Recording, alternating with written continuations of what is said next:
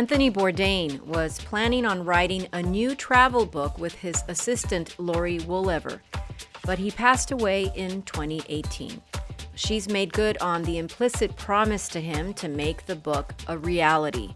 World Travel, an Irreverent Guide is that book and offers readers and fans of Anthony Bourdain's travel shows, acid wit, and unique delivery of facts and anecdotes a chance to enjoy his storytelling again. This is Book Public from Texas Public Radio. I'm Yvette Benavides. I talked to Laurie Woolever from her home in Queens about World Travel, an Irreverent Guide. So World Travel, an Irreverent Guide. This is a book with author credit that goes to Anthony Bourdain and to you. You're the co-author of the book, and you had planned the book together. But you also were fact checker, curator, researcher. Can you talk about just your own process for creating this book? I know that that's a pretty involved answer, but just your own process for helping get this book out into the world. Sure.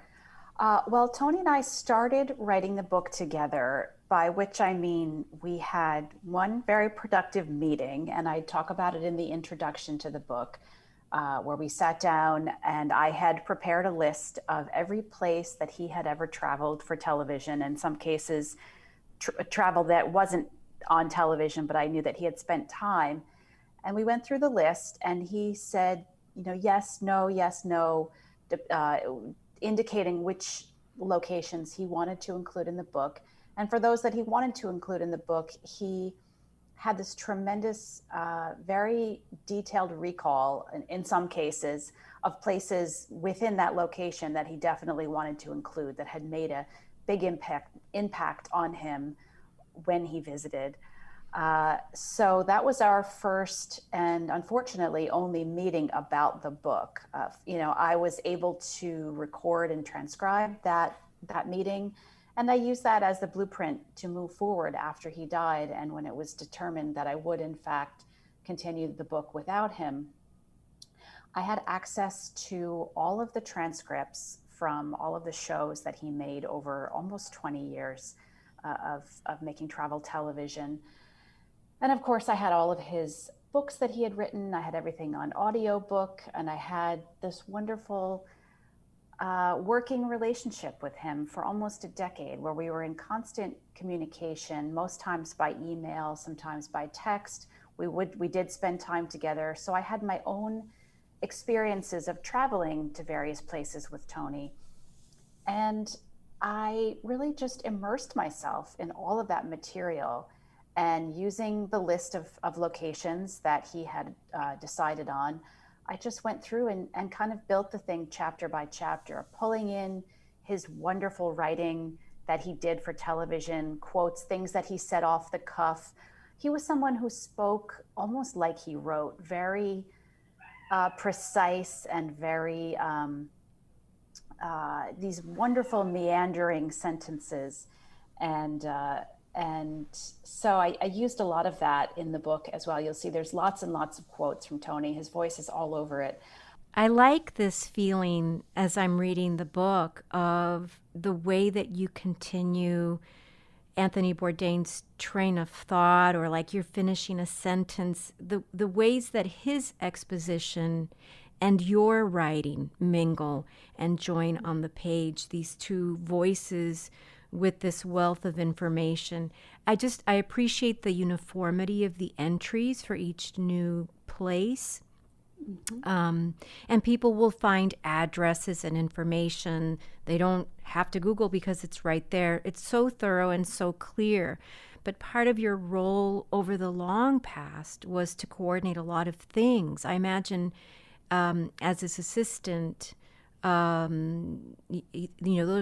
are the things that come into play, and so those skills come into play in creating this book too. I just kind of love that it brings this kind of layer of your other history in your working relationship with him.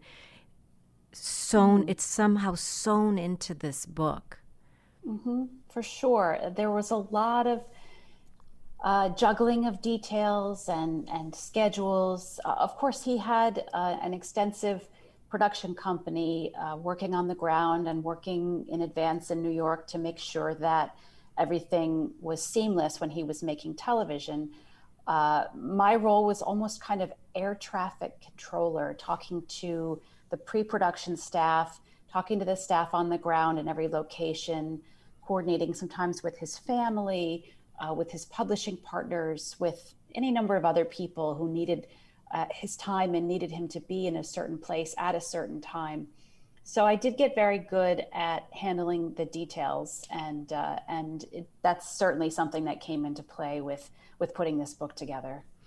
In your introduction, you include this quote from Anthony Bourdain from 2012, where he said, "It was never my intention to be a reporter, a critic, an advocate. It was also never my intention to provide audiences with everything they needed to know about a place or even a balanced, comprehensive overview. I am a storyteller. I go places, I come back, I tell you how the places made me feel." I think that these words really meet this almost 500-page book, in that, as he offers, in the best cases, he can make us feel like he did at the time when he was there. I feel like this is also a way to approach the book, in that you're not going to list, 10 restaurants from budget economy places to dine or stay to luxury spots. And this has to do with what he saw and did and said. And then you augment all of that with even more useful information around the places and the spaces that he was familiar with. Maybe even for those looking for a more typical kind of travel guide.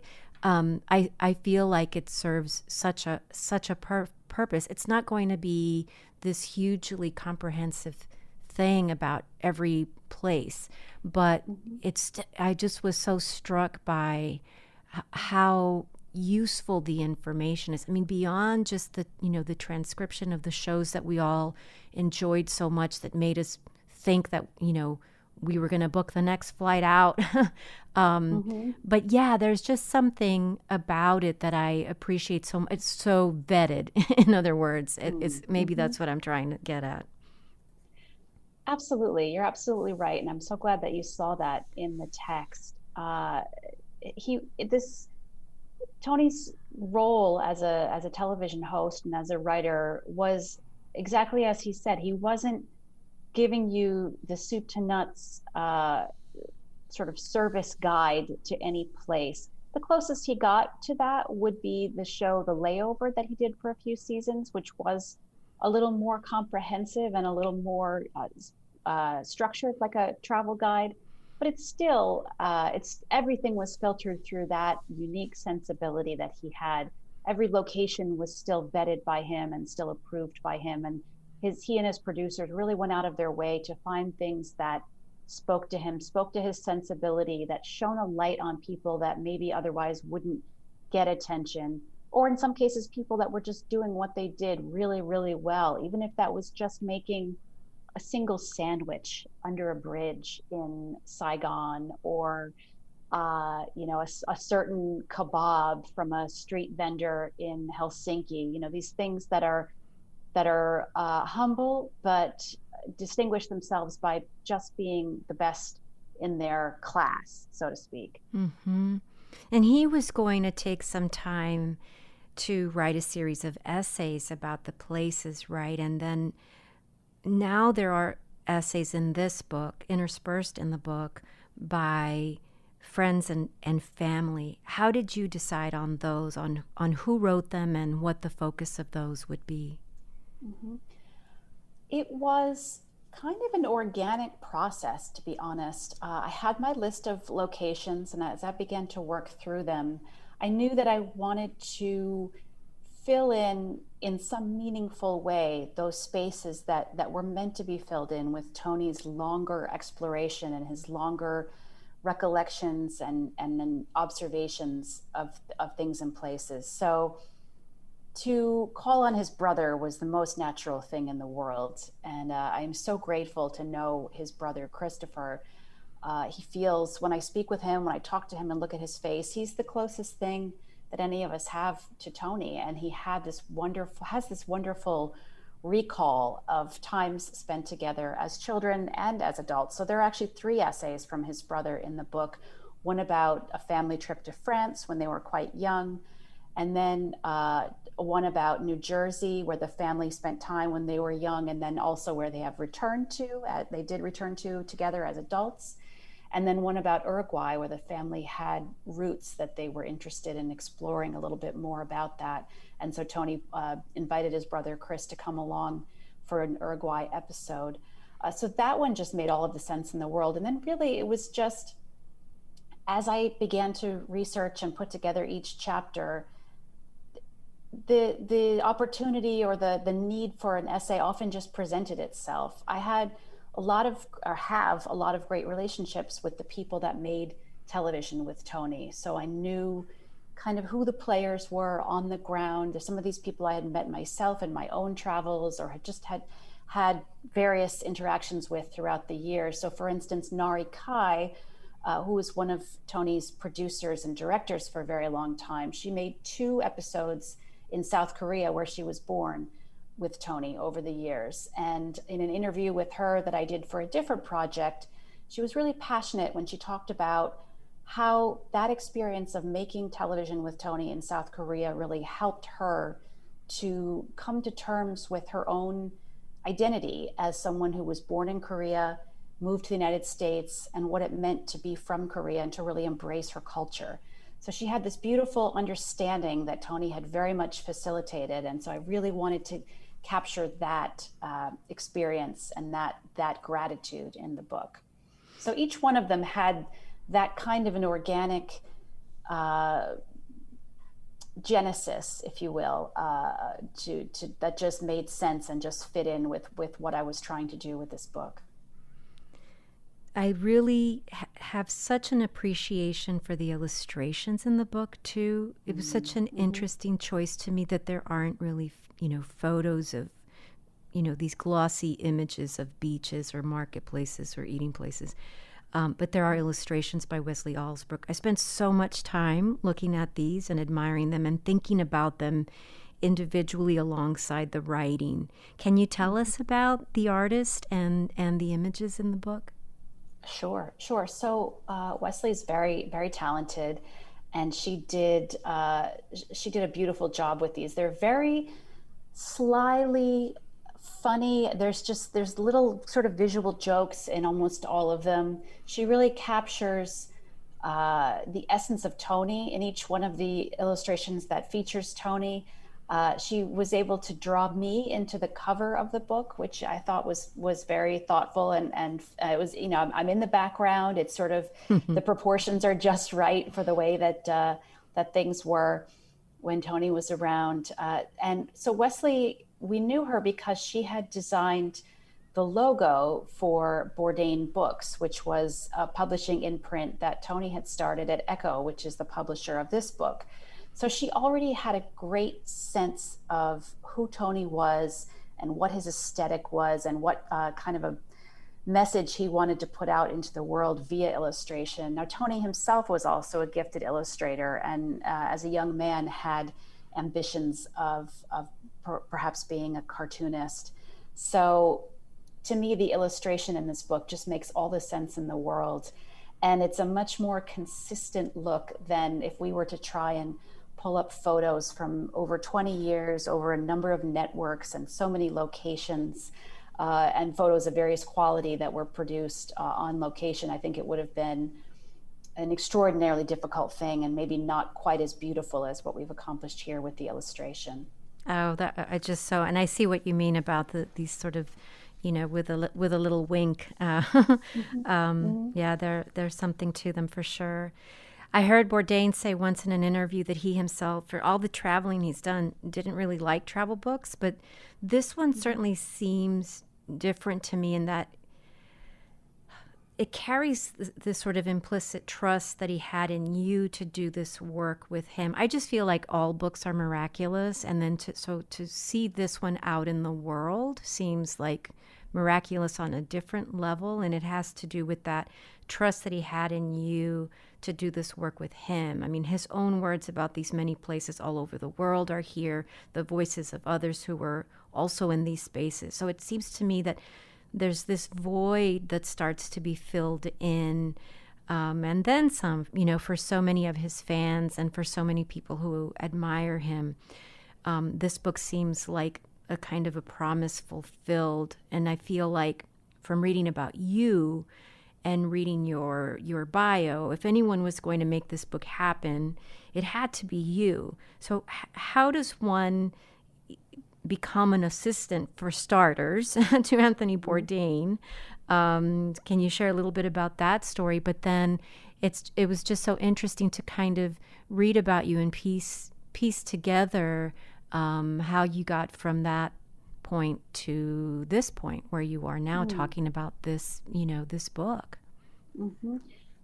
So I first met Tony in 2002. He had just started working on a cookbook that was maybe the second or third book after Kitchen Confidential, which of course was his major breakout memoir that was published in 2000. So he was looking for somebody to do cookbook recipe testing and editing. And that's something that I had experience with. I had been the assistant to Chef Mario Batali. And so he recommended me, and Tony hired me to do that job. The book came out. I think it was great. I think it continues to do well. And it's classic French bistro cuisine.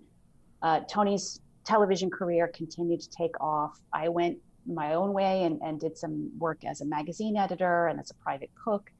And then when I had a child, I really wanted to sort of take a step back from the day-to-day life of being a magazine editor. And I reached out to Tony and a number of other people and just said, I'm looking for part-time work. Here's what I can offer. Please just keep me in mind. And Tony was the first person and maybe the only person to write back to me right away. And it just so happened that his assistant was on her way out and he needed someone. And he said, I know it's probably not what you're looking for, but if you would ever consider it, I would love to have you do it. And it took about a second for me to say yes. I thought I wouldn't just be anyone's assistant after having been an editor, but I definitely would be Tony's assistant. I just knew instinctively that this was a great move for me, and that even if I might not aspire in my highest self to be making restaurant reservations and booking cars and doctor appointments, I knew that if I was going to do that and give myself the time to be with my young son, that I would do it for Tony if I would do it for anyone. So that's how that started, that job as assistant.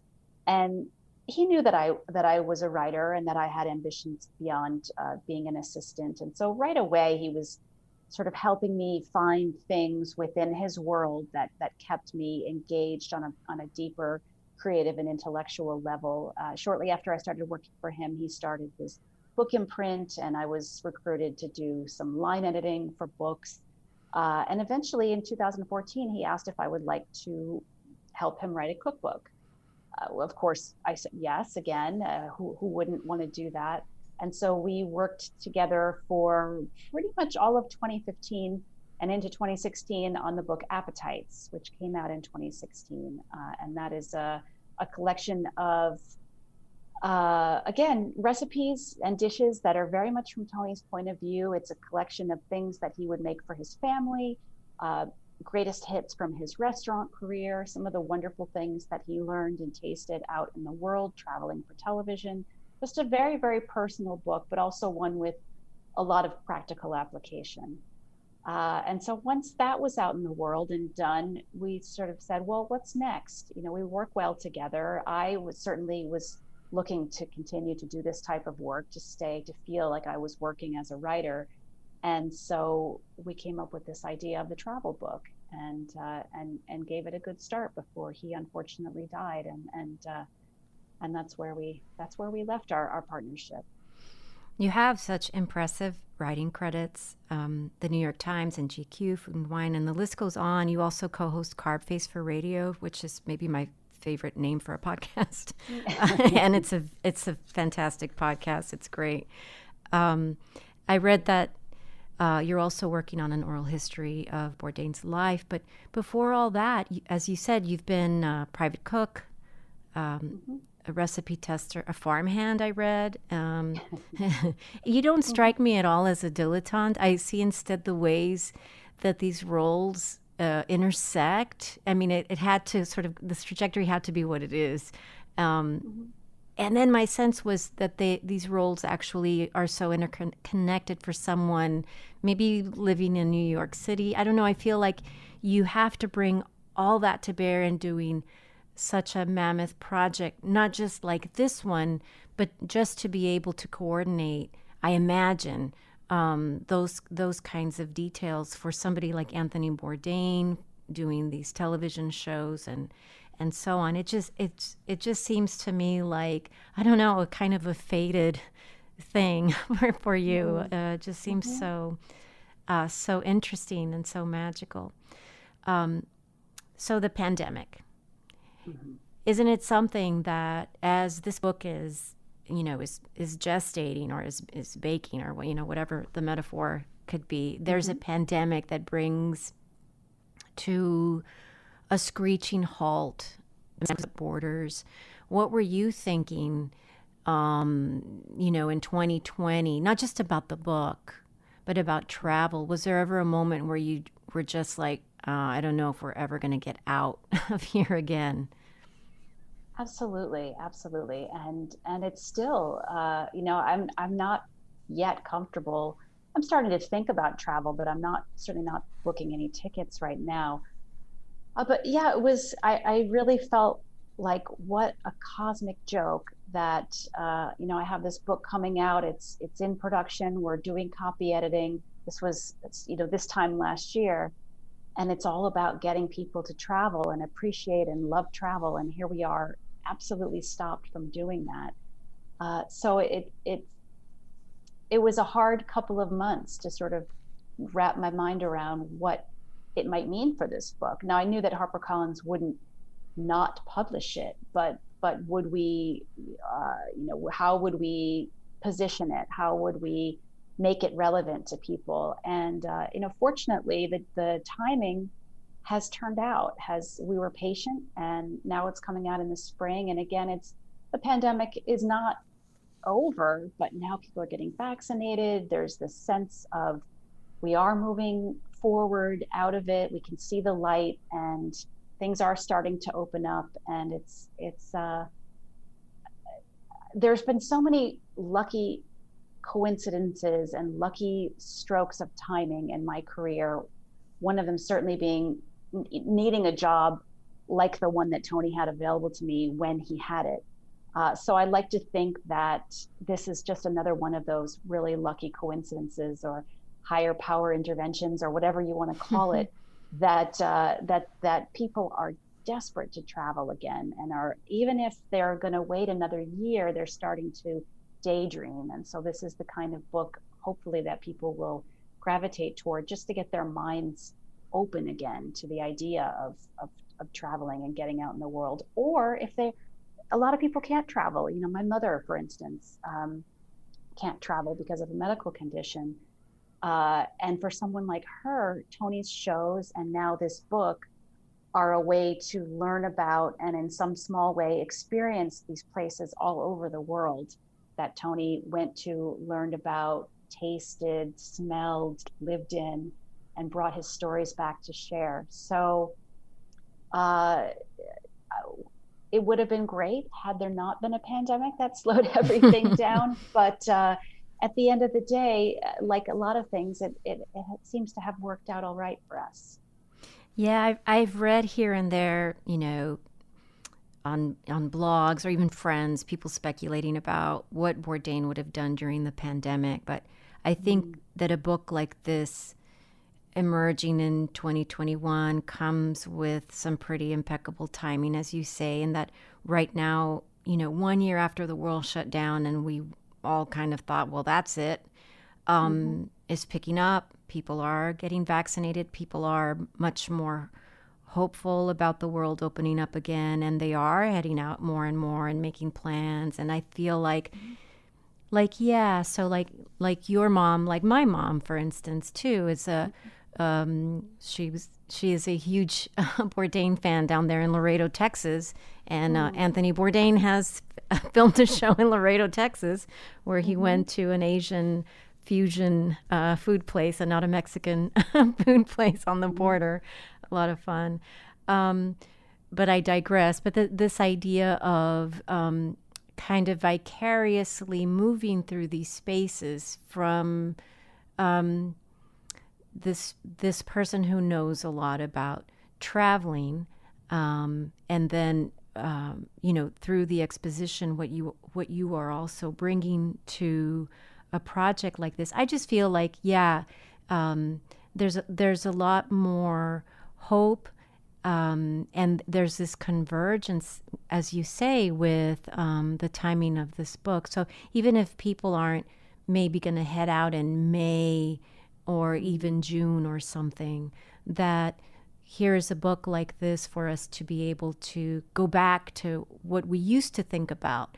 We Mm-hmm. would watch the shows, or we would put it in our bucket list or whatever, and decide that Mm-hmm. one of these days I'm going to make that trip to India, or or Portugal or wherever, and make it a reality, partly because there's a book like this, or there was this person out there saying that there was no reason not to do those Mm-hmm. things. Mm-hmm.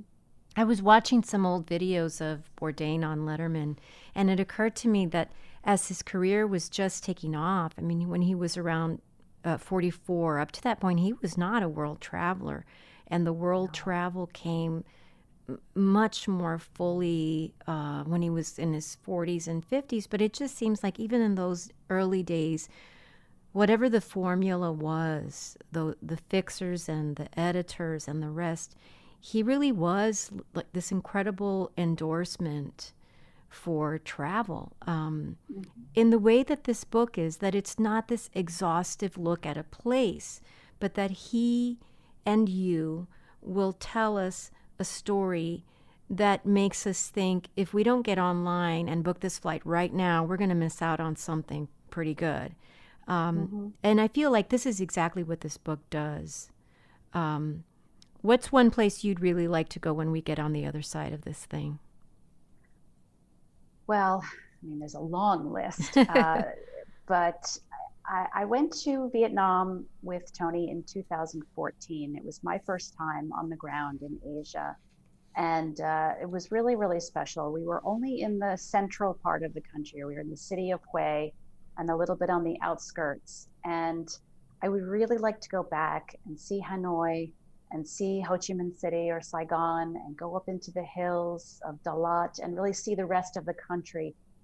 It was a place that was so special to him. It was the place that really, I think, first kind of blew his mind with how big the world was and how much of it he had yet to see. It was, I think, the second place he went to for television back when he was doing a cook's tour.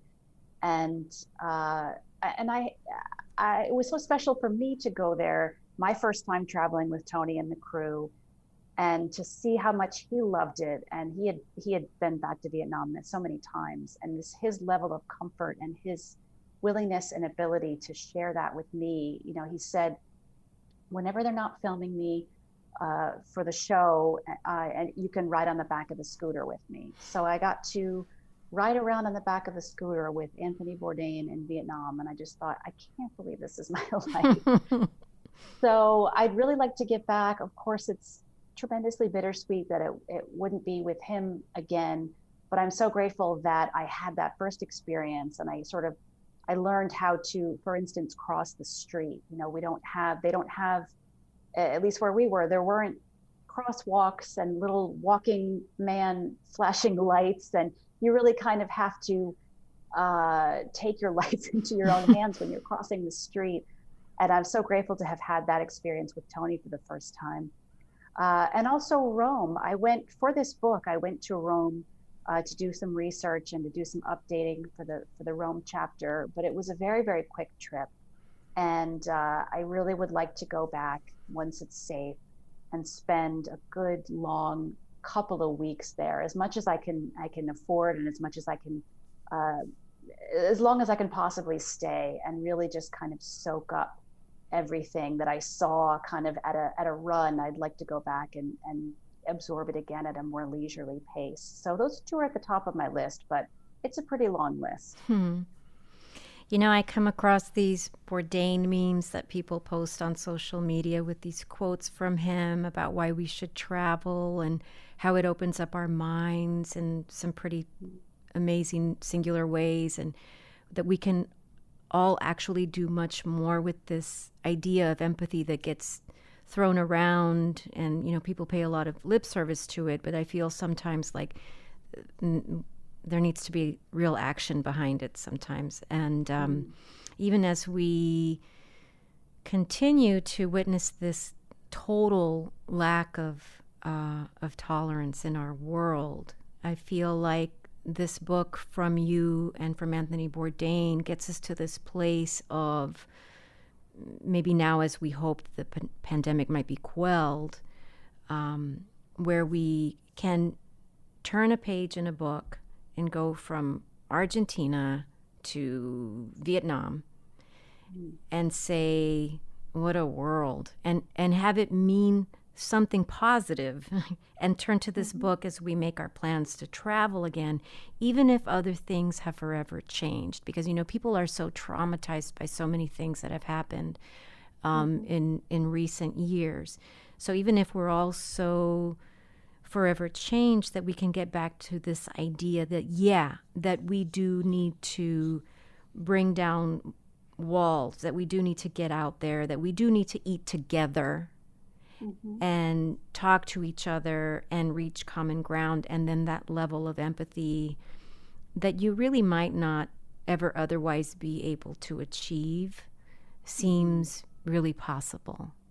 So I love just going through the book and making my own list and thinking about those memes, those memes that I would read and be encouraged by and moved by. But now it feels like, I don't know, like there's another kind of a convergence that's coming through. Absolutely. I mean, I think Tony's voice is so missed in this time where people are incredibly polarized by any number of things that have happened in a few years. And he had his very strong viewpoints about things, and some of those are in the book. But he also was somebody that was very willing to have his mind changed, and very willing to listen and to consider the other side, and to meet somebody. And it wasn't that he was going to always agree with everything they said or what they had done or where they were coming from, but he was willing to listen. And oftentimes the tool to get someone to open up and understand and explain where they were coming from was the sharing of a meal. And he was smart enough and cynical enough to know that food can't solve all of our problems, but what it can do is at least bring us to a common place where we can sit down and maybe for 10 minutes just enjoy the food, and then feel relaxed enough to start to explore, well, what is this food and why do we have it? What's the history? Do we even have enough food? You know, why are people eating the way that they eat in the place? And why can't they have what they're eating in the next country? Or why does the ruling class have something different than what the taxi driver has? So all of these questions, they come out of food, but he really, and especially in the later years, kind of moved beyond that to talk about how people live their lives. Laurie Woolever, thank you so much for talking to me today. I really appreciate it. Absolutely. Thank you. It was a pleasure. Laurie Woolever co-authored the book World Travel, An Irreverent Guide with the late Anthony Bourdain. This has been Book Public from Texas Public Radio. Write to us at bookpublic@tpr.org. Jacob Rosati composed our theme music. Kathleen Creedon is our digital producer. Dan Katz is Texas Public Radio's news director. I'm Yvette Benavides.